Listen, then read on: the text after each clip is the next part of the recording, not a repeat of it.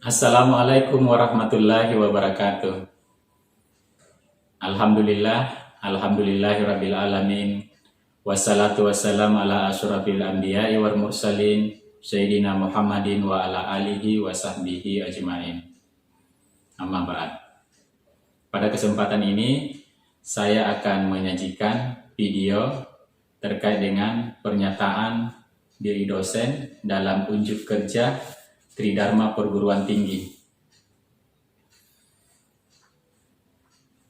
Pertama-tama saya ingin menyampaikan terkait dengan biodata saya. Nama saya Samsuddin SPD MAK dengan NIDN 0909107902. Saya merupakan dosen di Yayasan Perguruan Tinggi Universitas Muhammadiyah Makassar pada prodi akuntansi, Fakultas Ekonomi dan Bisnis.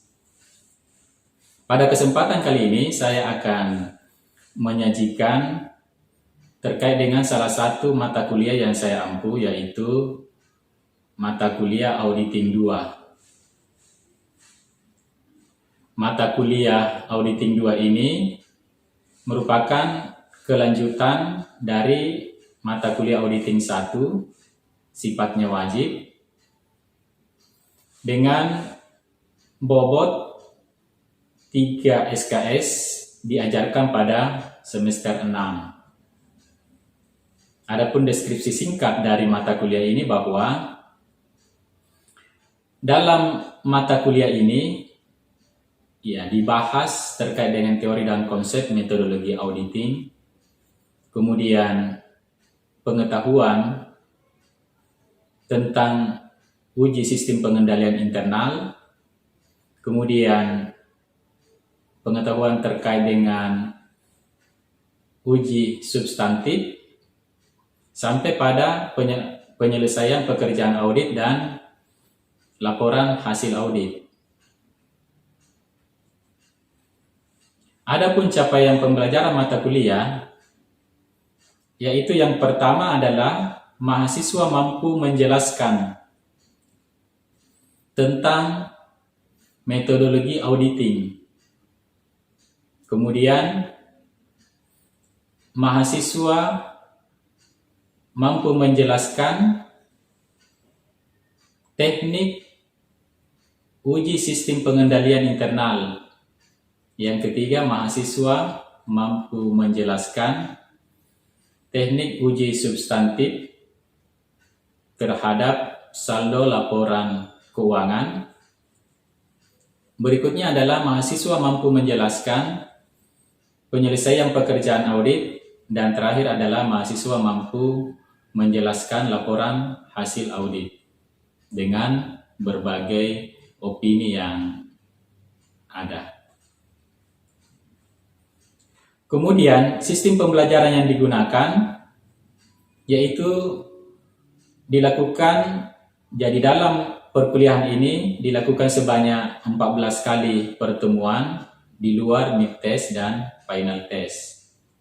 Mid test itu akan dilakukan setelah pertemuan ke-7 selesai, lalu final test itu akan dilaksanakan setelah selesai pertemuan ke-14. Adapun materi yang ada di dalam pembahasan Auditing 2 ini, yang pertama adalah pada pertemuan pertama itu dilakukan kontrak perkuliahan, lalu dilanjutkan dengan pembahasan metodologi audit. Pertemuan kedua itu membahas audit terhadap siklus pendapatan, pengujian pengendalian. Pertemuan ketiga membahas audit terhadap siklus pendapatan, pengujian substantif, saldo piutang. Pertemuan keempat itu membahas audit terhadap siklus pengeluaran, pengujian pengendalian. Lalu pertemuan kelima itu membahas audit siklus pengeluaran, uji substantif terhadap saldo hutang. Pertemuan keenam itu membahas audit terhadap siklus pengeluaran, pengujian substantif terhadap aktiva tetap. Pertemuan ketujuh, audit terhadap siklus pengeluaran, pengujian substantif terhadap aktivitas tidak berwujud. Setelah pertemuan ke-7, lalu dilanjutkan dengan mid test. Tujuannya adalah mengevaluasi sejauh mana pengetahuan yang dimiliki oleh mahasiswa mulai dari pertemuan pertama sampai dengan pertemuan ke-7. Setelah mid test ini lalu dilanjutkan pertemuan ke-8 yang membahas audit terhadap siklus produksi, pengujian, pengendalian. Lalu pertemuan ke-9, audit terhadap siklus produksi, pengujian substantif terhadap saldo persediaan. Kemudian pertemuan ke-10 membahas audit terhadap siklus jasa personil, pengujian pengendalian, dan pengujian substantif. Pertemuan ke-11 itu membahas pengujian substantif terhadap hutan jangka panjang. Kemudian dilanjutkan dengan pertemuan ke-12 membahas uji substantif terhadap saldo kas. Pertemuan ke-13 membahas penyelesaian pekerjaan audit. Dan pertemuan ke-14 membahas laporan audit. Setelah pertemuan ke-14 lalu dilanjutkan dengan final test. Kemudian masuk ke metode pembelajaran. Jadi selama pembelajaran auditing 2 ini, ya, metodenya itu kami menggunakan metode ceramah. Jadi kami menjelaskan materinya, kemudian dilanjutkan dengan proses tanya jawab. Ini dilakukan supaya ada interaksi antara dosen dan mahasiswa terkait dengan pembelajaran yang dilakukan. Kemudian di samping itu juga dilakukan diskusi terkait dengan pembelajaran yang dilakukan. Kemudian dalam pembelajaran ini ya kami dibantu dengan aplikasi. Yang pertama itu Google Classroom. Jadi tugas-tugas mahasiswa itu maupun materi itu dikirim melalui Google Classroom. Kemudian aplikasi Zoom digunakan dalam hal melakukan proses pembelajaran. Begitu juga kadang menggunakan aplikasi Google Meet. Lalu komunikasi dengan mahasiswa itu dilakukan melalui aplikasi grup WhatsApp. Kemudian sistem penilaian. Dalam pembelajaran auditing 2 ini ada beberapa kriteria penilaian yang kami lakukan. Yang pertama adalah terkait dengan kehadiran dengan bobot 20%. Ini harapannya supaya mahasiswa disiplin di dalam mengikuti perkuliahan. Kemudian penilaian berikutnya adalah penyelesaian tugas-tugas yang diberikan dan keaktifan di dalam kelas, bobotnya 30%. Kemudian penilaian yang ketiga adalah mid test dengan bobot 25% dan final test dengan bobot juga 25%. Sebelum melakukan perkuliahan, itu diawali dengan kontrak perkuliahan. Nah, berikut ini adalah proses pembelajaran yang kami lakukan dan berikut adalah videonya.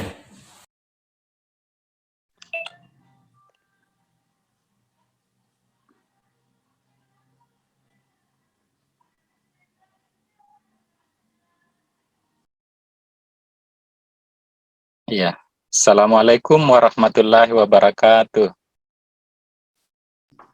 Waalaikumsalam warahmatullahi wabarakatuh. Ya, alhamdulillah karena pada siang hari ini Ya, kita ketemu kembali untuk melanjutkan perkuliahan kita ya. Jadi hari ini kita melanjutkan untuk materi yang pertemuan ke-12, yaitu uji sistem pengendalian intern. Ya. Uji substantif terhadap KAS. Kalau yang sebelumnya adalah uji sistem pengendalian intern terkait dengan personalia ya, terkait dengan personalia. Jadi kalau pertemuan sebelumnya terkait dengan bagaimana melakukan pengujian terhadap personalia, maka hari ini kita akan bahas terkait dengan uji substantif terhadap KAS. Ya, kalau bicara terkait dengan KAS, ya tentu adik-adik sudah paham sekali ya. Ya, sudah sangat paham sekali karena ya ini adalah aktiva ya, aktiva yang paling lancar ya. Aktiva yang paling lancar dari sejumlah akun yang ada di aktiva. Jadi KAS adalah merupakan aktiva yang paling lancar. Nah, ketika bicara terkait dengan uji substantif terhadap KAS, maka kita akan diarahkan, ya, seorang audit itu harus memastikan bahwa saldo yang disajikan di dalam laporan keuangan untuk akun KAS itu benar-benar ada dan nilainya sebesar itu. Ya, jadi kalau melakukan uji substantif sebenarnya itu memastikan bahwa saldo-saldonya itu sesuai dengan yang ada di dalam laporan keuangan, ya, saldo KAS. Ya, hari ini saya lihat kita ada, ya, ini ada 29 orang ya. Jadi ini saya lihat kehadirannya sangat bagus ya. Memperhatikan juga dari pertemuan sebelumnya, kehadiran adik-adik ini sudah cukup baik. Nah, kembali lagi kepada materi terkait dengan KAS. Ya, kalau melakukan uji substantif itu kan saya sudah beberapa kali mengulang-ulang ya bahwa ada 5 ya cara yang dilakukan di dalam melakukan uji substantif. Kalau Zoom. Iya. Ya, jadi jaringannya ini kurang bagus. Ya, jadi ada 5 langkah ya yang dilakukan di dalam melakukan uji substantif. Ya, ada 5 langkah. Ada yang masih ingat langkah di dalam melakukan uji substantif itu? Ada yang masih ingat 5 langkah melakukan uji substantif? Iya. Saya Pak, yang tujuannya Pak? 5 langkahnya Milasari, yaitu Yang ya prosedur audit memperoleh awal. keyakinan? Yang, oh ya Pak. Yang Proses audit awal. Ya. Pengujian transaksi rinci. Ya, pengujian terhadap akun rinci dan ya, verifikasi penyajian dan pengungkapan. Iya. Jadi betul sekali yang disampaikan oleh Milasari ya. Jadi ketika melakukan uji substantif, maka ada 5 langkah yang dilakukan ya. Jadi yang pertama itu adalah uji ya prosedur audit awal. Ya, kemudian yang kedua adalah uji analitik ya, uji analitik ya. Kemudian yang ketiga adalah uji transaksi rinci. Ya, uji transaksi rinci. Kemudian yang keempat adalah uji saldo rinci. Nah, yang terakhir adalah penyajian dan pengungkapan. Ya, seperti itu, penyajian dan pengungkapan. Nah, ketika melakukan uji prosedur audit awal, itu ada beberapa tahapannya yang dilakukan di situ ya. Ada beberapa tahapan yang dilakukan di situ. Yang pertama adalah memastikan bahwa saldo yang ada di ya di laporan posisi keuangan ya itu sesuai dengan saldo yang ada di buku besar. Jadi memastikan dulu saldo kasnya itu yang ada di laporan posisi keuangan itu sama dengan saldo yang ada di buku besar. Ya tentu ini buku besar kas ya. Jadi itu yang pertama, memastikan. Nah, kemudian yang kedua itu adalah melakukan perhitungan ya, melakukan perhitungan apakah mutasi kas yang ada di buku besar ya, apakah mutasi kas yang ada di buku besar itu benar adanya ya, benar adanya. Nah, kemudian siapa yang bisa lanjutkan yang ketiga kalau uji prosedur audit awal, apalagi di situ, Dek? Saya Pak Iya, melakukan review terhadap mutasi luar biasa. iya, melakukan review terhadap Eh, mutasi yang luar biasa ya. ya Pak. Iya, jadi maksudnya di sini adalah eh, bahwa ketika terjadi ada transaksi yang nilainya ya transaksi yang berhubungan dengan kas, yang nilainya eh, sangat material, maka itu dilakukan pengujian. Benar tidak? Misalnya nilai tersebut, apakah transaksi tersebut ya benar-benar ada ya. Jadi kita lihat ketika misalnya melakukan pemeriksaan terkait dengan kas, maka dilihat nilainya ya, mutasinya. Ya. Kemudian selanjutnya siapa yang bisa lanjutkan, Dek? Ya, setelah dilakukan review terhadap mutasi luar biasa, ya ada di situ usut saldo awal kas ke kertas kerja tahun lalu ya. Ya, jadi ya kita bisa melihat bahwa apakah kertas kerja audit tahun lalu ya saldonya itu seperti apa ya nilainya. Ya, kalau misalnya ya tidak berkesinambungan ya, jadi itu bisa dilihat saldo akhirnya, kemudian diperhatikan juga saldo awalnya terhadap tahun yang dilakukan pemeriksaan ya, seperti itu. Nah, begitu juga dengan melakukan ya pengujian terhadap pendebitan dan pengkreditan ya, ya terhadap akun kas. Nah, kemudian berikutnya itu adalah uji analitik ya, uji analitik. Ya, uji analitik di situ ada melakukan perhitungan rasio ya. Mungkin adik-adik sudah sangat familiar sekali ya kalau rasio yang berhubungan dengan kas ya, ada namanya cash ratio ya, ada namanya current ratio ya, seperti itu. Jadi kita melakukan pengujian terhadap kas rasio ya. Kalau kas rasio berarti kita membandingkan antara ya nilai kasnya berbanding dengan nilai hutang lancarnya. Jadi untuk mendapatkan nilai kas rasionya itu ya kita bandingkan nilai kasnya dibandingkan dengan nilai hutang lancar.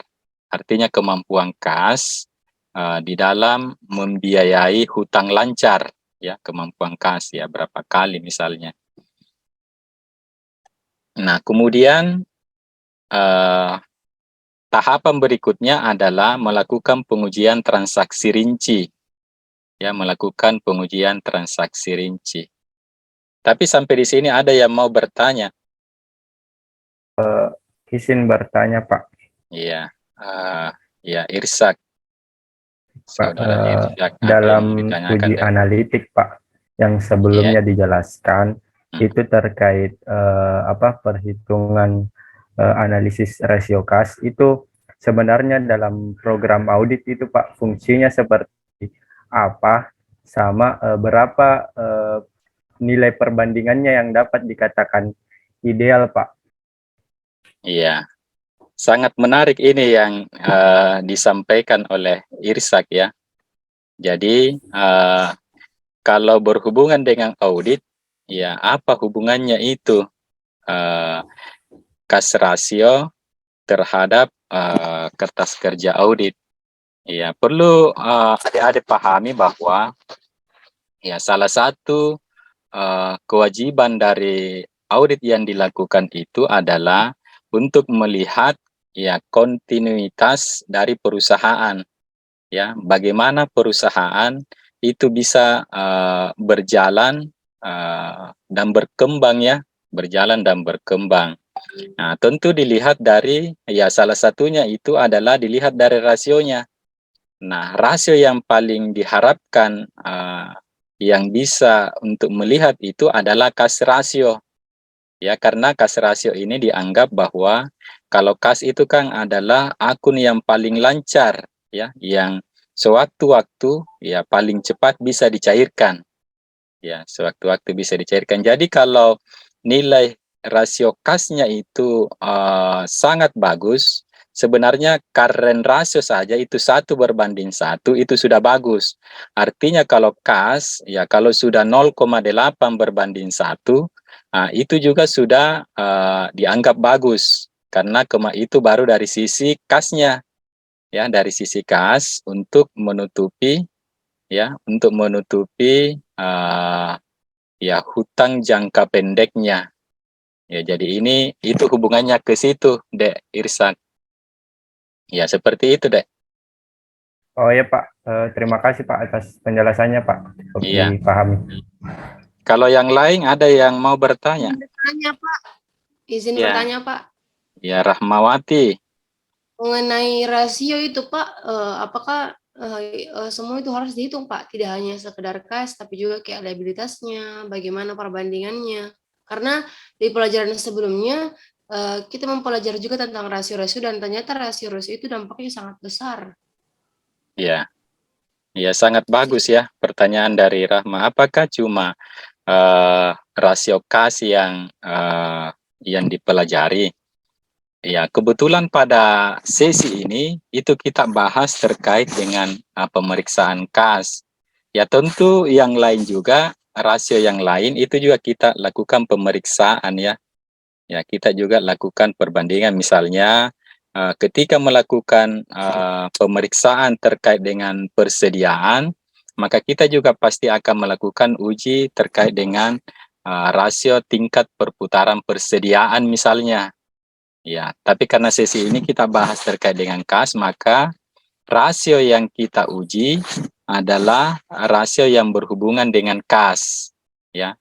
Dan itu tadi yang saya sampaikan tadi, yang pertanyaannya Irsak, bahwa itu sangat penting ya, karena kas itu adalah ya aktiva yang paling lancar, yang sangat liquid, ya dalam bahasa ya akuntansinya itu sangat liquid. Jadi sewaktu-waktu bisa dicairkan, paling gampang dicairkan dibanding dengan ya aktiva yang lain.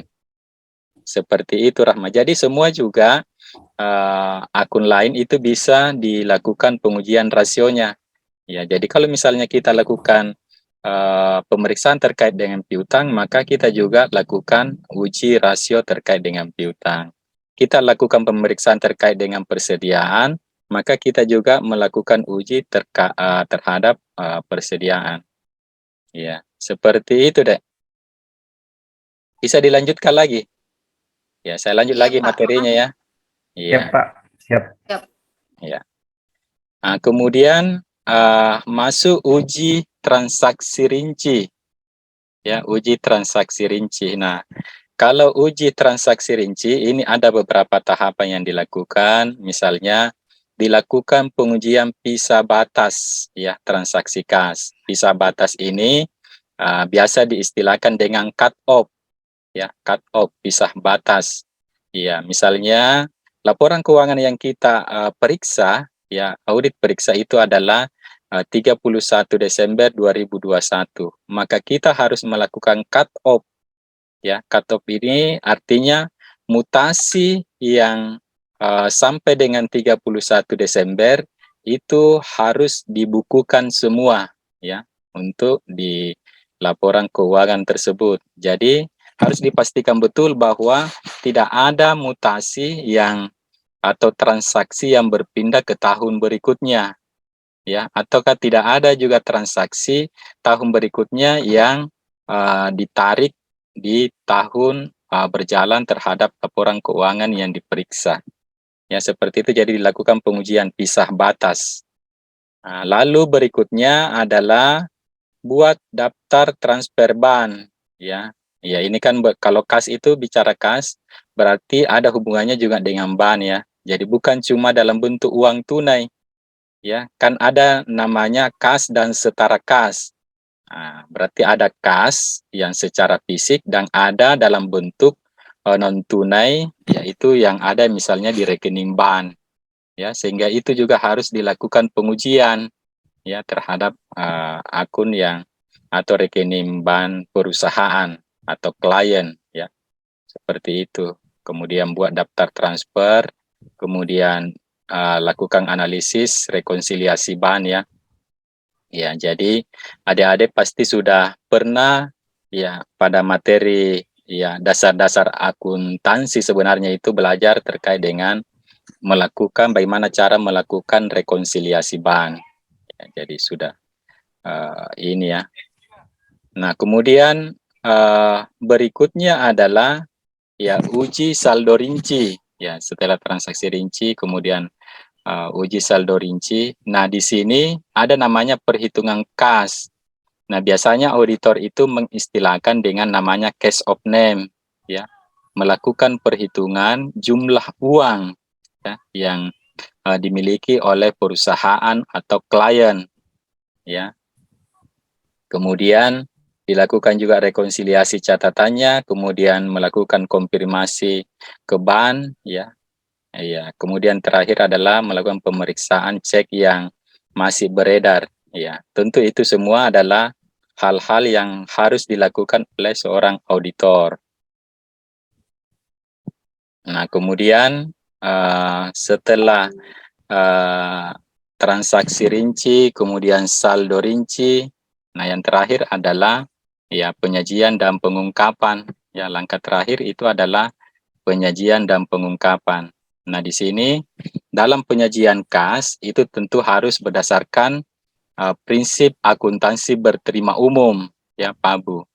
Artinya dalam PABU itu sudah diatur, ya, bahwa yang berhubungan yang dimaksud dengan kas adalah uang yang betul-betul adalah milik perusahaan, ya. Jangan sampai ada uang yang dititip, ya, bukan milik perusahaan. Itu harus dipastikan. Jadi pada saat melakukan pemeriksaan itu harus dipisahkan, harus dipastikan betul bahwa uang yang dilakukan, yang dihitung ataupun yang ada di rekening itu adalah betul-betul milik perusahaan. Prinsip akuntansi berterima umum itu harus memastikan itu, bahwa uang itu betul-betul adalah milik perusahaan.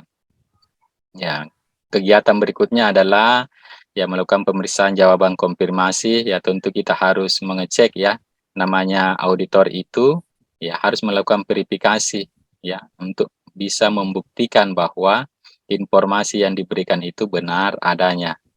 Ya, bisa juga dilakukan dengan melakukan wawancara dengan manajemen. Ya, jadi itu adalah 5 tahapan yang harus dilakukan auditor di dalam melakukan uji substantif, ya, terhadap kas. Ya, sampai di sini ada yang mau bertanya, Dek? Ya, siapa lagi yang mau bertanya?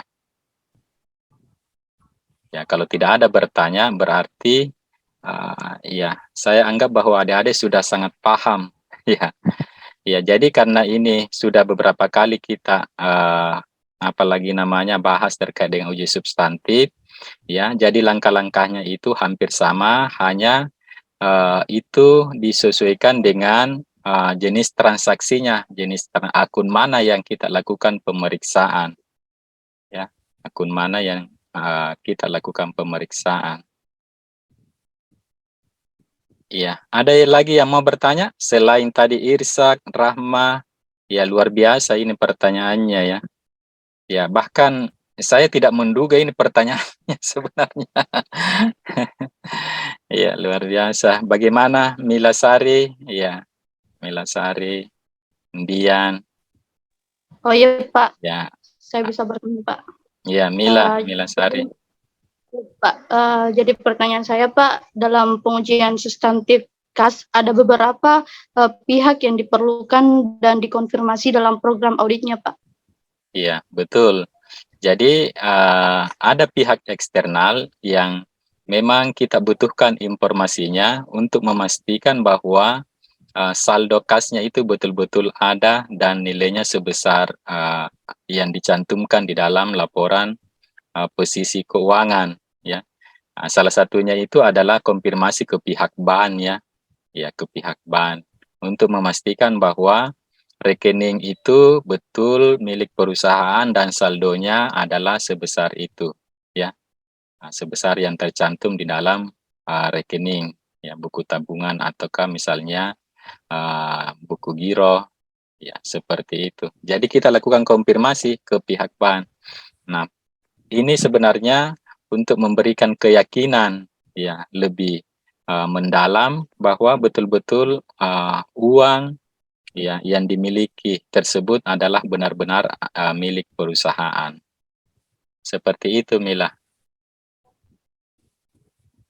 Iya, baik Pak. Bisa dipahami dengan baik Pak. Makasih. Iya. Iya, yang lain masih ada yang mau bertanya?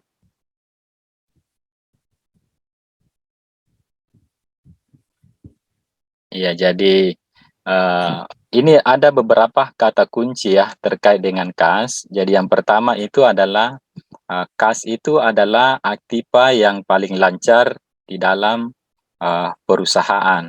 Ya, aktiva yang paling lancar, yang paling liquid, yang paling cepat bisa dicairkan ketika misalnya ada kewajiban yang harus dipenuhi. Ya, jadi kas adalah aktiva yang paling lancar. Yang kedua adalah ada 5 langkah ketika melakukan uji substantif terhadap kas. Ya, yang pertama itu adalah prosedur audit awal, kemudian uji analitik, lalu ketiga adalah uji transaksi rinci, ya, lalu keempat itu adalah uji saldo rinci, ya, dan terakhir adalah penyajian dan pengungkapan. Ya, tahapan-tahapannya tadi itu sudah saya jelaskan dan mudah-mudahan adik-adik bisa sangat memahami, ya, terkait dengan materi kita yang kita bahas terkait dengan kas. Oke, ada lagi yang mau bertanya? Ada yang bertanya Pak, tapi dia di room chat. Oh, ada yang bertanya juga di room chat, ya. Jasmita juga kayaknya Pak mau bertanya. Ada di room chat. Chat ini ada, ya, ada 2 ya. Ya, dari Anggun, ya, Anggun Tri Andayani. Ya, jadi pertanyaannya Anggun ini, ya, dalam pengujian transaksi rinci, jurnal apa saja yang diperiksa selain jurnal penerimaan kas dan pengeluaran kas? Ya, tentu ketika melakukan uji transaksi rinci, ya, Anggun, ya, karena kita bahas terkait dengan kas, maka yang dicek adalah transaksi yang berhubungan dengan kas, ya. Kira-kira transaksi yang banyak berhubungan kas itu transaksi apa? Ya, yang banyak berhubungan dengan kas. Berarti ya ada misalnya ya pembayaran hutang, ya. Ya, ketika melakukan pembayaran hutang berarti ya itu pasti ada ini adalah transaksi yang berhubungan dengan kas. Ya, jadi kas itu kan ya hubungannya adalah penerimaan dan pengeluaran. Ketika dia terima berarti ada penjualan, ya. Ada misalnya sumbernya dari penjualan. Jadi kas itu bisa bersumber dari penjualan, ya, bisa juga sebenarnya bersumber dari pinjaman, ya, dari pinjaman. Iya, seperti itu. Nah, jadi ada beberapa transaksi yang berhubungan dengan kas, ya. Iya, oke. Ada lagi yang mau bertanya? Izin bertanya, Pak. Ya, Jasmita, apa yang kita mau tanyakan, Dek? Mengapa dalam program audit awal uji substansif, saldo kas yang dibandingkan hanya neraca dan buku besar, Lantas untuk laporan arus kasnya Pak, apakah dibutuhkan? Iya, Terima sangat kasih Pak. sangat menarik ini pertanyaannya, Jasmita. Bagaimana hubungannya dengan laporan arus kas?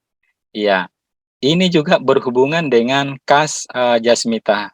Ya, karena di dalam laporan arus kas, saldo akhirnya itu harus sama dengan saldo yang ada di laporan posisi keuangan untuk kas. Ya, Jasmita ya. Jadi ini ya sangat menarik ini. Jadi sangat berhubungan juga dengan laporan arus kas. Jadi tidak boleh juga saldo yang tercantum di dalam laporan posisi keuangan itu berbeda dengan saldo yang ada di laporan arus kas. Ya, harus sama saldonya, harus sama. Karena laporan arus kas itu adalah melakukan pengujian terhadap mutasi yang berhubungan dengan kasnya. Ya, iya, sangat menarik pertanyaannya ini semua. Saya malah tidak memprediksi pertanyaan-pertanyaan yang begini. Iya, saya kira itu ya penjelasan terkait dengan kas. Iya, waktunya saya kira cukup. Ya, beberapa kata kunci kesimpulan juga terkait dengan pemeriksaan kas sudah saya sampaikan. Ya, sudah saya sampaikan. Ya, mudah-mudahan bisa dipahami ya adik-adik ya, karena kondisi sekarang kan walaupun sudah mau akhir pandemi ya, sudah berubah statusnya, tetapi ya tetap jaga kesehatan. Insya Allah pada pertemuan berikutnya kita masih diberikan nikmat kesehatan oleh Allah ya, sehingga kita masih bisa melanjutkan perkuliahan ya, bersilaturahmi lagi kembali. Ya, saya kira itu cukup untuk pertemuan kita hari ini. Ya, dan terakhir, ya ada yang mau tutup? Atau saya saja yang tutup? Ya, jadi saya kira cukup ya. Jadi pada akhirnya saya tutup dengan mengucapkan alhamdulillahirabbil alamin. Billahi fisabil haq fastabikul khairat. Assalamualaikum warahmatullahi wabarakatuh. Waalaikumsalam warahmatullahi wabarakatuh, Pak. Makasih, Pak. Terima kasih Pak. Ya, sama-sama. Tetap jaga kesehatan ya. Siap Pak.